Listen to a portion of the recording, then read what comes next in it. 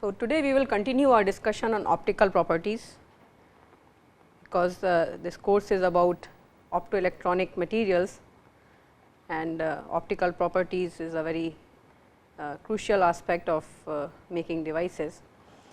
So far we have seen how the basic optical parameters of a material, refractive index and extinction coefficient are based on how light interacts with the matter. Then based on those parameters we derived what is the absorbance and reflectance of a surfaces, and the fact that it is not just the n and kappa, the surface roughness and so many other parameters, the inhomogeneity of the material itself can give rise to different effects like scattering.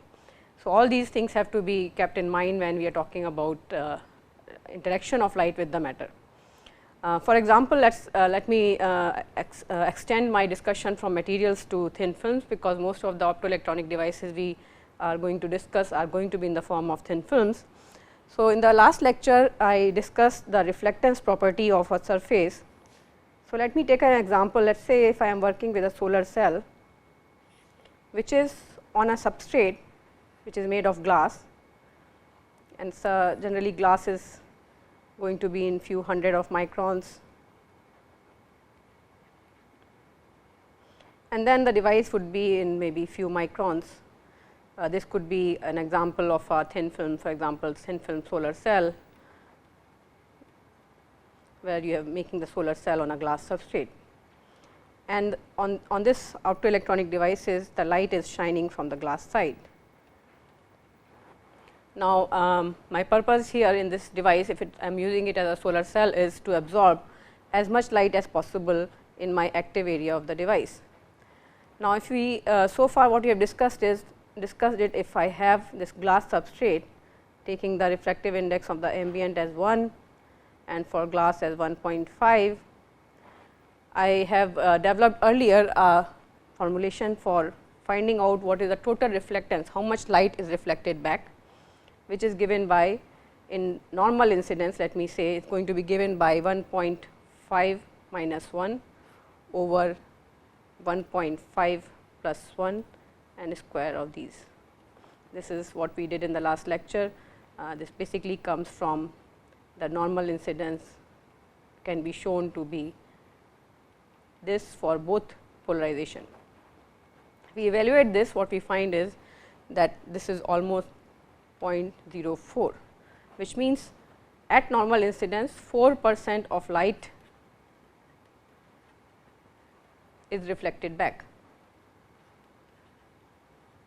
Now, this may not be so bad if you think it is just 4%, but you know that if I take grazing incidence, Rg is approximately 1, it is very close to 1, which means that most of the light which comes at the grazing angle is reflected back. So, when I am talking about a device like solar cell, and these considerations are important, basically I will be getting light which is not going to be directed only, it is going to be coming from all directions. And as you can see from normal, as you go towards the grazing angle, reflection can be as much as 100% or as low as 4%, which means a lot of light is lost because of this effect. And hence it becomes important to figure out how we are going to change this, and one of the solutions which is used in solar cell and many other devices also is to use anti-reflection coating.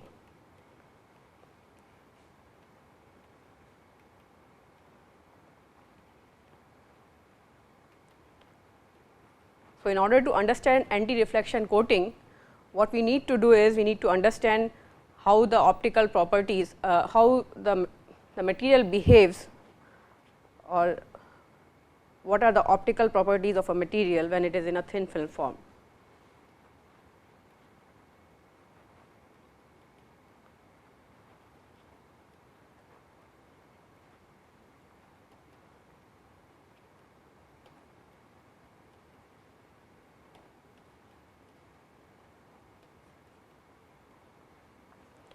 So, this is what we are going to discuss today. We want to figure out how would be reflectance, transmission, and these are the two things we will discuss, and you can even worry about absorbance in some case will change when your material is in the thin film form. Thin film form means that the material one dimension is very, very small, the other two dimensions might be all right. So, now when we have this situation, how would the material respond to the light?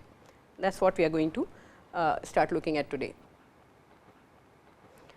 So, we are interested in finding the behavior of a material which is in a thin film form, and let me draw first a cartoon on what will happen when the material is in thin film form.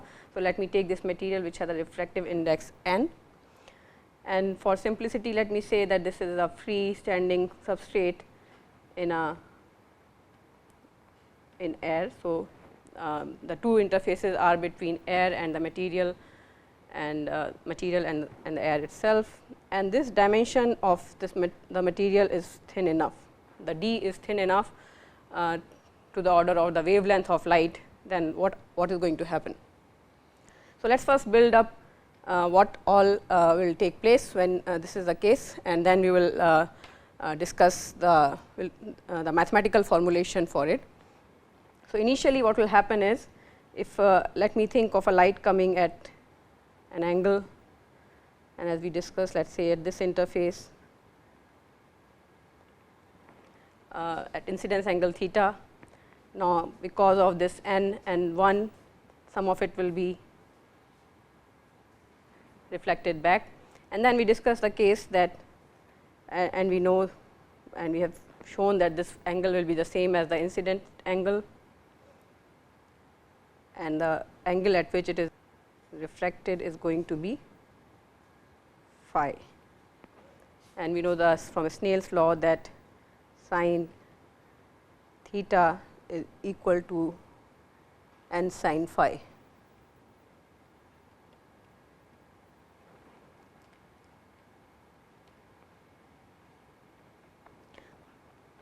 Now, this light is transmitted.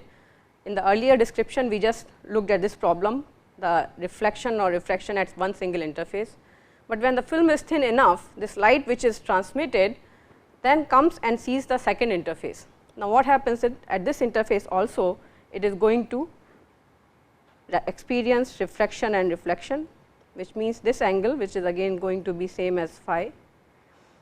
At this angle, some of the light is going to be reflected back, and the other part is going to be transmitted, and from the angles you can easily show that this angle at which it comes out is again going to be theta. So, basically as the light passes through this slab, the light comes out at a parallel angle to the incidence light, because both the angles remain as phi. So, now this basically your light is still travelling, it is travelling outside, some part of it is transmitted, but rest is reflected back. Again it sees this interface, and it is going to have another event of refraction and reflection at this interface, the angles being same again here, and part of it is going to be reflected back, and it can be shown they will all be parallel to each other. That is the first event, the second interface interaction, the third interface interaction, and then it goes for the fourth interface interaction. Again at this interface it is going to be reflected and reflected back, the light going in this direction. So, you have all these angles as being phi and this angle being theta. So, this is what happens when you have a material in thin film form. You are not only limited to the one single event of refraction and reflection, there can be multiple reflection and refraction event because of this process. So, in the end what you observe far away at this point using a detector is superposition of all these events 1, 3, 5 again. So, all these events is what you would see as total reflectance of this thin film, and once again the superposition of all these transmitted light you are going to see as the total intensity as transmitted. So, So, this is what we are interested in. When the material is in thin film form, we want to calculate what this reflectance and transmittance is going to be, and it is not only because of one refraction event, but a number of them coming together. Now, in this picture, I would like to make sure that we are clear about the assumptions that we have made here. So, the assumptions in drawing this picture are that I am assuming parallel plate geometry. So, the geometry of the thin film is a plane,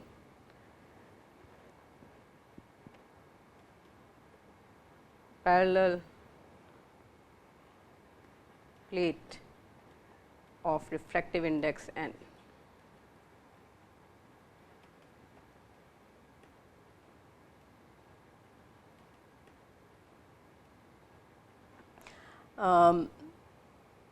And we are going to take up this problem. We at each interface, we are not going to assume any phase change. So, no phase change at interface.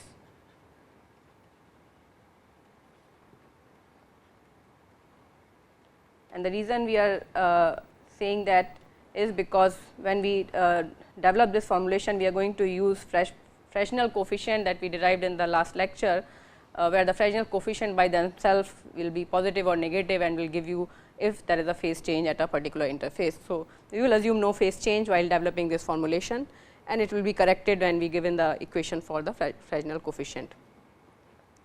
So, let us first before proceeding further, let us look at when I add up, when I am trying to see the total reflectance because of this thin film and total transmission, I am going to add up the intensities or the electric field vector of all these reflected rays, and I am using a single ray picture.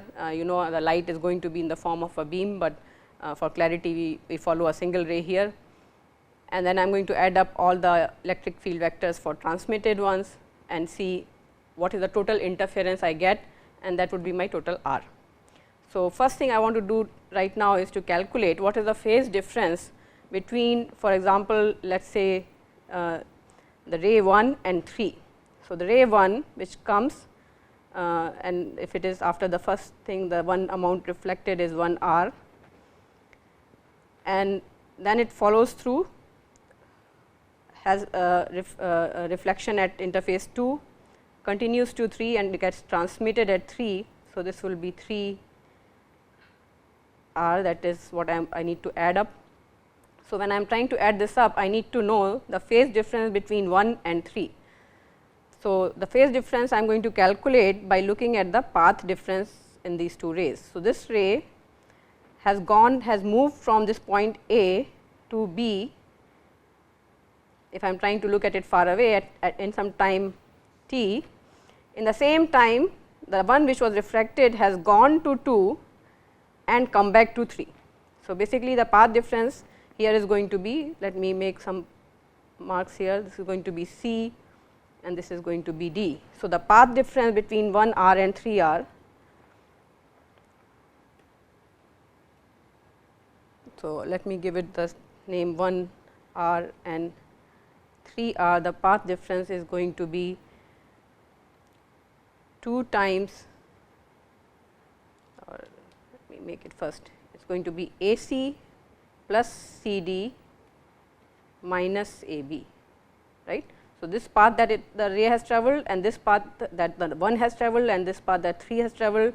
So, if I am looking at interference in these 2 at time t, I am looking at the interference because of this path difference that is written here. Now, we can simply simplify these equations because we know that what is theta and we know the relationship between phi. So, basically AC is what? It is related to D, right. So, AC plus CD, because this is phi and this is also phi are same. So, I can write it as 2 AC minus AB, because AC is equal to CD. What is 2 AC? 2 AC is nothing but if I take this angle which is phi. So, it will be cos of phi is going to be equal to the d over AC. So, AC is going to be d over cos of phi, right. So, that is going to be AC. What is going to be AB? Now, we can look at AB also. AB is because this is perpendicular, in order to look at the path difference, this is perpendicular onto the ray 1 from this point. So, AB is going to be basically AD, and this angle is going to be 90 minus theta. So, it is going to be cos of 90 minus theta, incidence angle is going to be equal to AB over AD. Okay. So, we know that cos of 90 minus theta is sin theta. So, I can write for AB basically AD sin theta. Now, what is AD? AD is double of this point, it is double of this exactly. So, AD is nothing but d by sin theta 2 times AD is going to be, let me just first write it in the form, AD is going to be 2 times, let me mark this as maybe O at this point. So, AD is going to be 2 times AO, and AO is cos of sin of phi is AO by AC. So, this is going to be AC times sin phi. Okay. So, the way we are proceeding here. So, AB is going to be AD 2 times AD 2 times AD 2 times AC times sin phi. So, it is going to be 2. AC we have already shown is nothing but d by cos of phi, then this multiply by sin of phi, and I am writing about AB. So, this is AD times sin of theta. So, this is what I get as a phase difference. Phase difference between 1 and the 3R is going to be 2d by cos phi minus 2d by cos phi sin phi sin theta. Now, there is something which is very important here. This is actual path difference, but when in last lectures we have shown that the light travels at a slower velocity inside the material. So, when we compare the path difference inside the medium and outside, I have to take the optical path, and optical path is n times the actual path difference. So, for the AC, this is going to be actual path difference time, I should if I am looking at the path difference here, it should be this times n. AB is in air, so that will remain 1. So, it is going to be n here. So, the path difference between 1 and 3 is going to be 2 times d by cos phi n, because we are looking at the travelling of the wave ray inside the medium, and for AB it is not inside the medium, n is 1. So, this remains the same. So, this would be my difference in the 1R and 2R. Now, this can be easily reduced into a more easier solution, and if we do that, we can write this as we will use the Snell's law here, and let me take this to the next point. So, this will become 2d over cos phi times n minus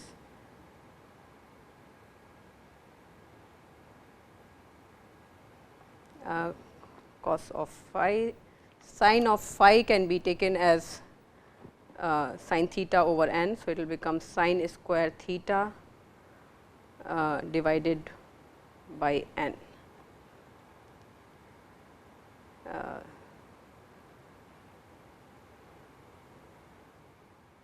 So, the difference, the path difference then comes out to be for any consecutive rays is going to be n times 2 d cos phi. This can be easily seen here, that the path difference that you get between 1 and 3 and the path difference that you get between 2 and 4 is same. So, basically all consecutive rays which are either being reflected or transmitted in this case are all going to have the same path difference, and which will be given by the path difference between two rays that we are adding is going to be either in reflection or in transmission is going to be equal to n times 2 d cos of phi. Okay, so, we know the path difference. Now, we need to add up all the rays in order to calculate the total intensity. So, we need to figure out what would be the intensity of each reflected ray, and so we will be using the Fresnel coefficients that we have developed in the earlier lecture to figure out what is the total intensity that I am going to use, and we will spend some time to develop this formulation in this on this figure, and then it is basically a mathematical addition. So, let me say that let us say the amplitude, the incoming amplitude is A, and then I know from Fresnel coefficient if this surface, if it is getting reflected from this surface, let me call that fraction as small r. If it is getting transmitted in, let me call that as t. So, the light which is then reflected back is going to be its amplitude is going to be A times small r. The amount which is reflected at angle phi is going to be A times t, and then this will be at angle phi. Now, again when it comes to this end, it is going to be reflected, what is reflected back, let me, that is going from n to, this is refractive index n to 1. So, going from n to 1, let me call this n prime, and this was going from 1 to n. So, that was r, and what will be transmitted, we will call that as t prime from this interface. So, what is going to be coming out here is going to be A times t prime, and what is going to be reflected back here is going to be A times t times r prime. Now, this gets reflected to this n, and again it is the same interface going from n to ambient. So, this is going to be r prime coefficient for whatever is reflected, and whatever is transmitted is going to be t prime. So, this then what is going to be collected at reflection is going to be A times t prime r prime, that is the transmitted one. What is reflected here is going to be A times t times r prime square. So, you can follow this again. At this interface, it is going to be reflected and transmitted back again. So, the amount which is transmitted is going to be A t prime r prime square, and the amount which would be reflected is going to be A t r prime cube. Okay. So, this series will continue in that direction.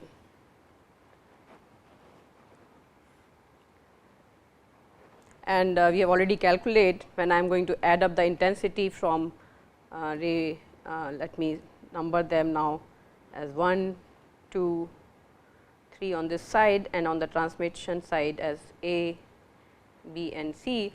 So, when I am adding intensity, I will have to take the amplitude that is reflected plus the phase difference with the between 1 and 2 and 2 and 3, and I know all that phase difference is going to be n times 2 d cos phi. So, having done this, now we can write the expression for the total intensity. So, in this expression, since I have taken the magnitude to be A for the incoming incident wave, the incident intensity is A times the conjugate multiplication A A star, and ray 1 is going to be A r, ray 2 is going to be A t t prime r, and the exponential I delta, the phase difference. And phase difference we have already calculated between consecutive rays is going to be 2 pi by lambda times the delta that we have calculated for r or for t. It is going to be the same value, which is n 2 d cos phi. So, phase difference is effectively 4 pi n d cos phi over lambda. So, we will keep this picture in mind and develop what would be the total reflected and transmitted ray is going to look like. So, we first write the total amount of the amplitude which is transmitted. So, we are looking at total A t on this end by adding up all these here, and then I will also look at what is the total amount reflected from this thin film later. So, A of t, and following the same picture, is going to be basically A t t prime plus A t t prime r prime square. So, we are going to add up this times the path difference, then times the path difference with respect to this will be twice, then fourth it will be 3 times path difference. So, we will have A t t prime, and this is going to be constant throughout. So, I can take it out of the bracket, and the other terms are going to be 1 plus r prime square exponential I the phase difference. So, this one has a phase difference of I delta.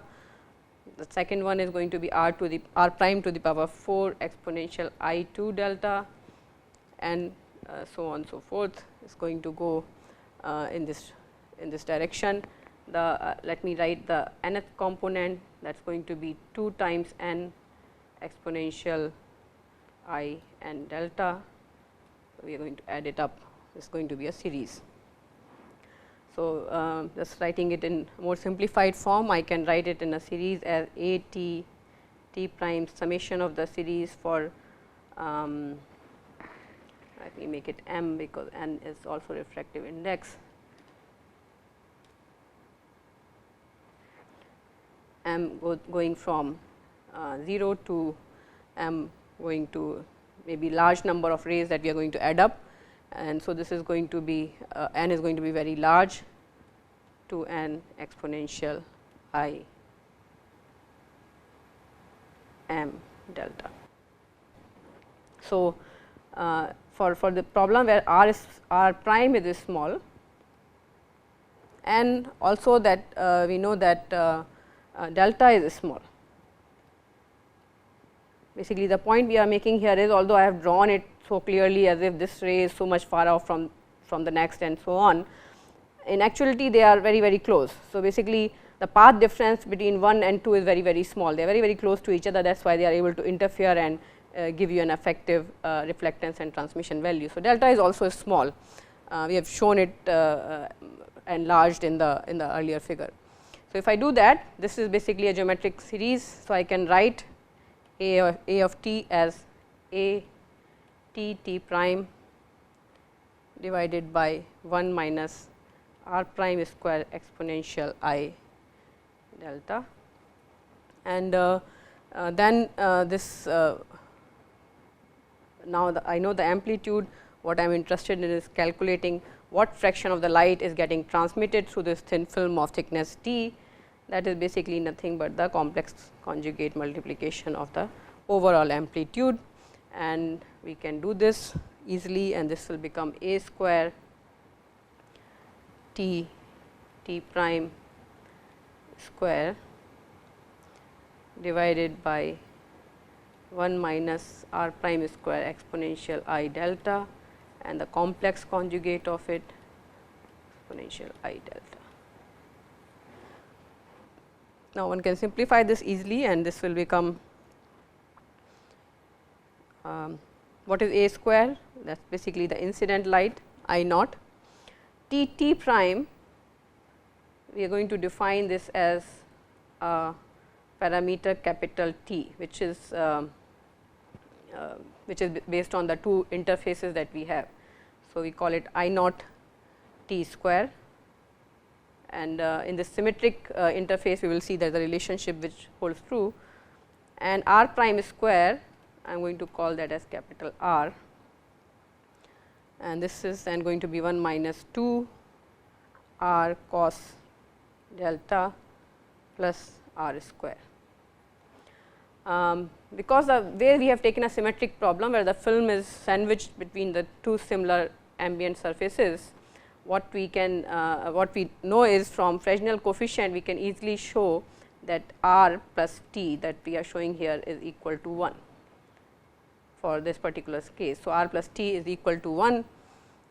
So, we will use that relationship, and if we simplify this further, we can write this as I naught over 1 minus 2 r I naught t square is 1 minus 2 r plus r square, and I want to use the algebraic expression here to write sine square the phase difference divided by 2. Now, this becomes then 1 minus r square and t square, which basically means I can write this as I naught divided by 1 plus 4 r over 1 minus r square sine square path difference. So, this is my total transmitted intensity, which is basically the total intensity by adding all these rays. So, I t is nothing but A t star, and I have shown this comes out to be this value.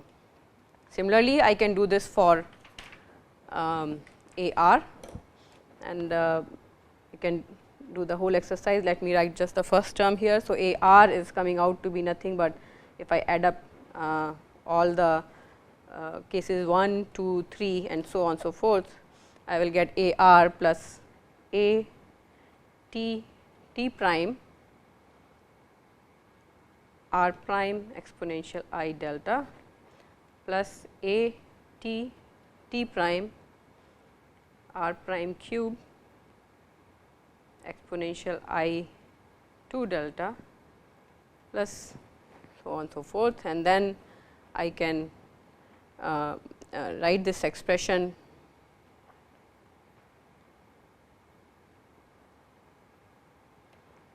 as if it is going to be I can write it as A of r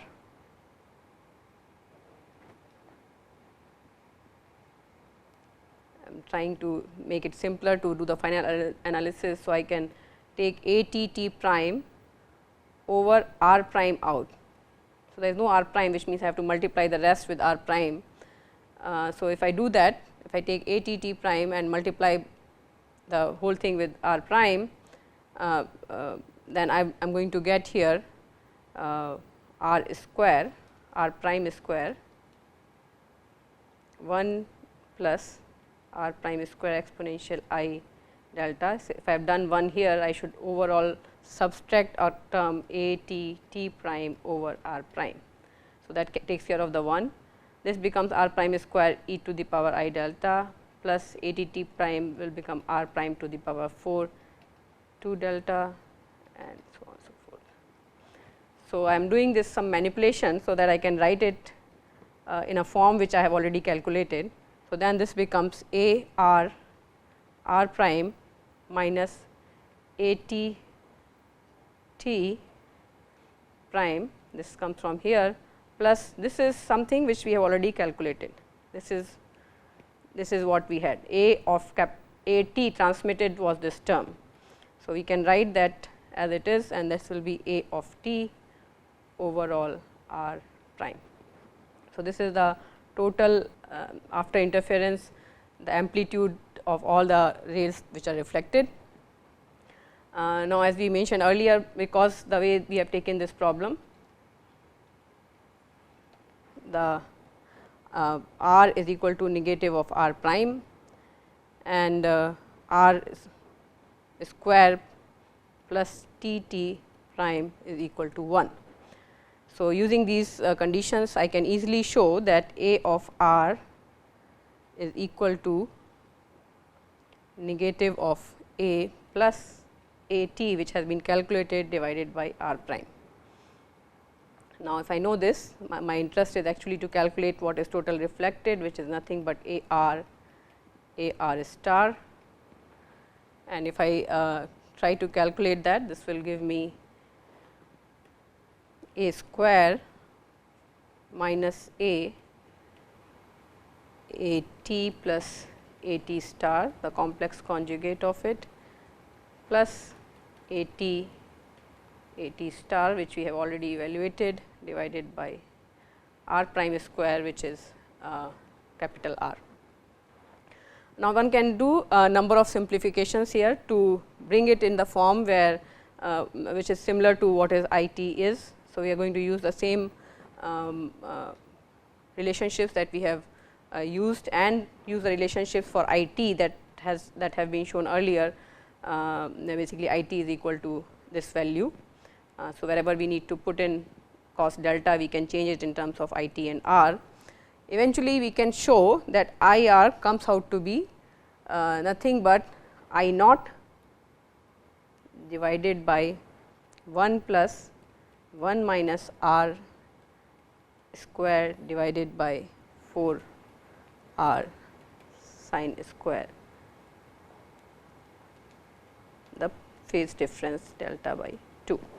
So, we have not done the simplification steps, but you can see that I r will become equal to this. Now, we can notice few things here. If you look at the I t and I r, that is the total light which is transmitted from a film or reflected, you can easily see that I r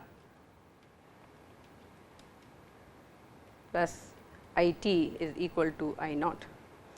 So, the total there is no amount of light which is lost. The total which is incident is either reflected and transmitted, which is the case because we have assumed a non-absorbing film. The film is not absorbing, and since all the rays are getting interfered, so there must be energy conservation.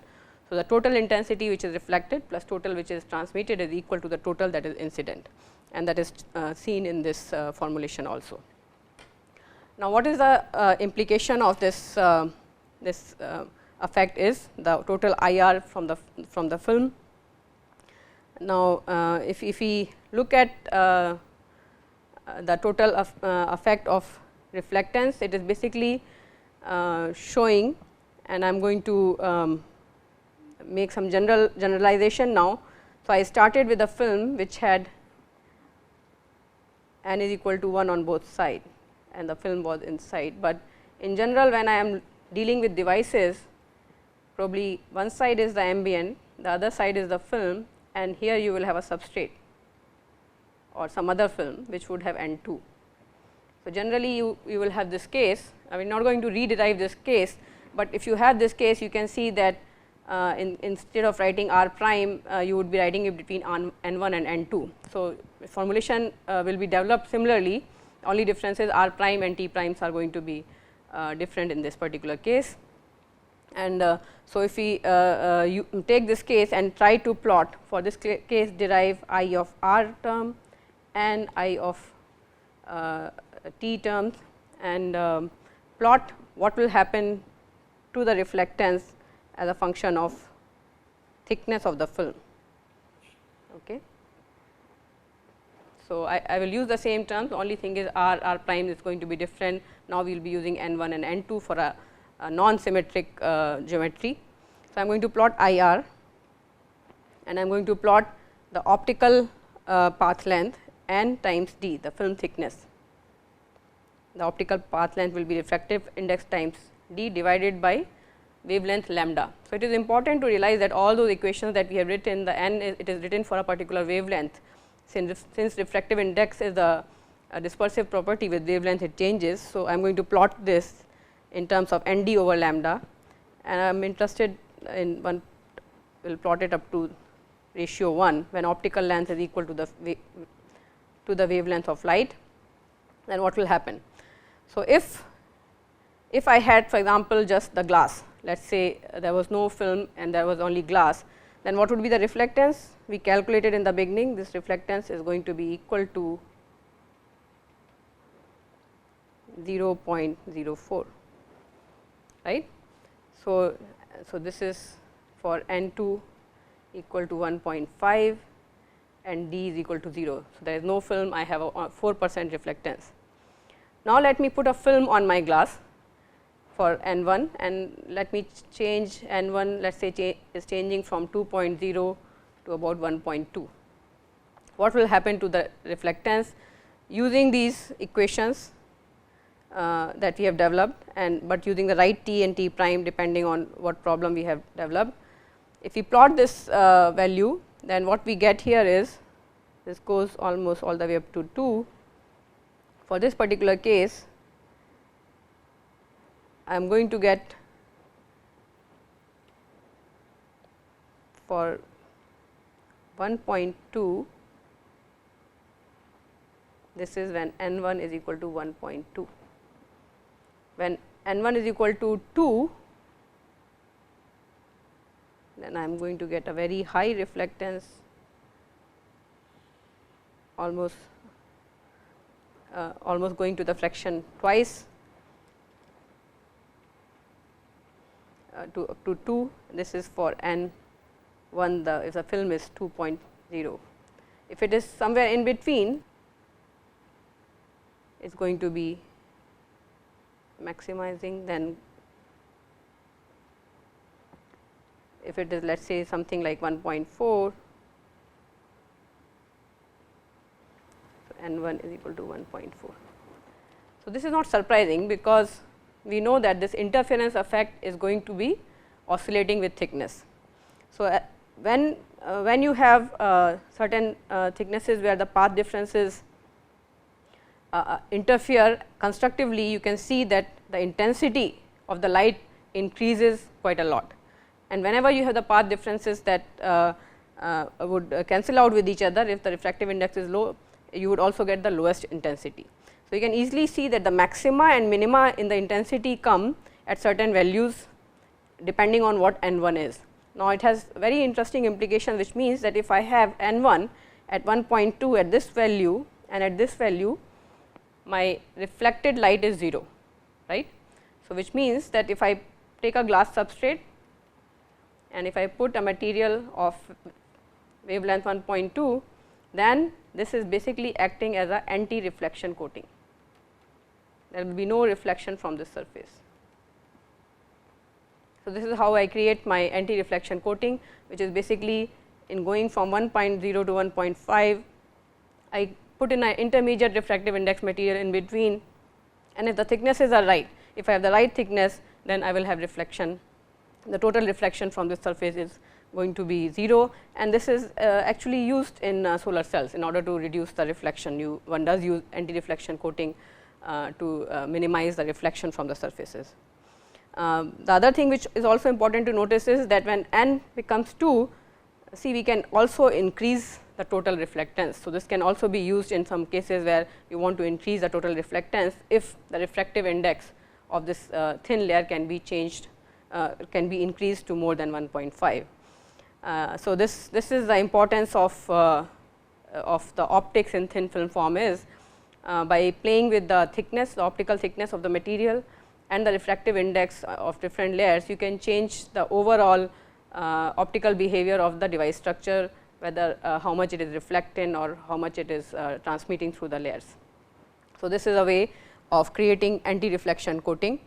One can see very easily that for all values of N1D, you can find a maxima if you have this at 2 m plus 1 lambda by 4. So, this is like a quarter wave plate that we have studied earlier, where if you have a quarter wave plate, the path difference will add up to lambda by 2 and it will be cancelling out completely. So, this would be the values for the maxima in this case. Now, having done this, I hope it it tells you that when we are dealing with devices which has large number of layers, for example, a typical device may have contacts, semiconductor, another semiconductor. So, you could have a metal contact, you could have a p type semiconductor, you could have a n type semiconductor, and then you can have maybe a transparent electrode.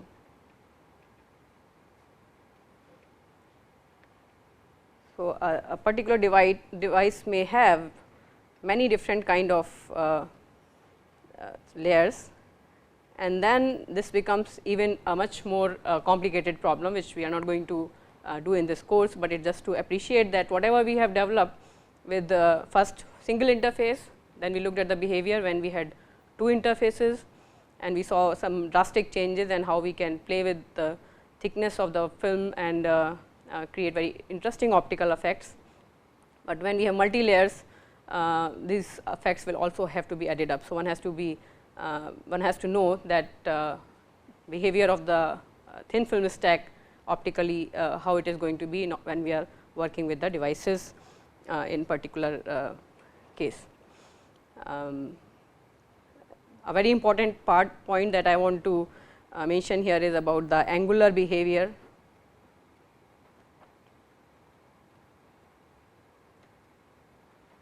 And this is just to highlight that even when we have single interface, you saw that the optical performance of the interface is highly dependent on the angle at which light is coming.